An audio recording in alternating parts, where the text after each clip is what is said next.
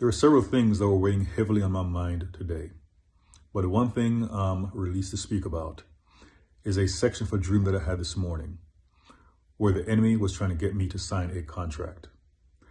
And the title for this message, when the Lord gave it to me, it comes from 2 Corinthians 6:14 through 18, where the Lord lets us know about not being unequally yoked together with unbelievers, and that we should be separate. We should come out from among them.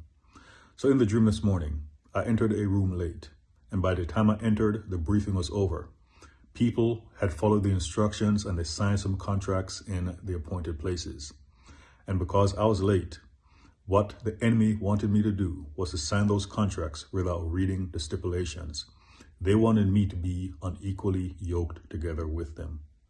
But I thank God I did not sign those contracts. And even if I did, those contracts would not have stood in accordance with Isaiah 28:18. They would have been disannulled.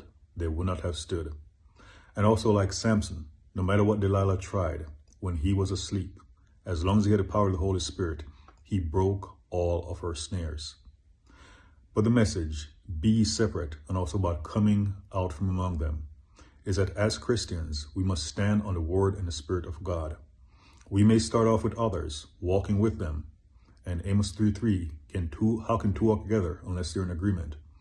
So we may be in agreement for a while, but the moment they start going either too far to the left or to the right, straying away from the truth of God, we must either let them go or we must come out from among them.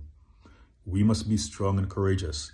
We must be willing to walk alone with the Lord, with His Holy Spirit, just like Elijah against the 450 false prophets of Baal on Mount Carmel in 1 Kings 18, or Micaiah against the 400 prophets who were telling Ahab that he should go to battle and that the Lord would be with him. And what they're saying in the name of the Lord was not the word of the Lord. As Christians, I recommend everyone do what I do, my spiritual daily detox of either reading or listening to the scriptures, because in all things I must judge them in accordance with the word and the Spirit of God.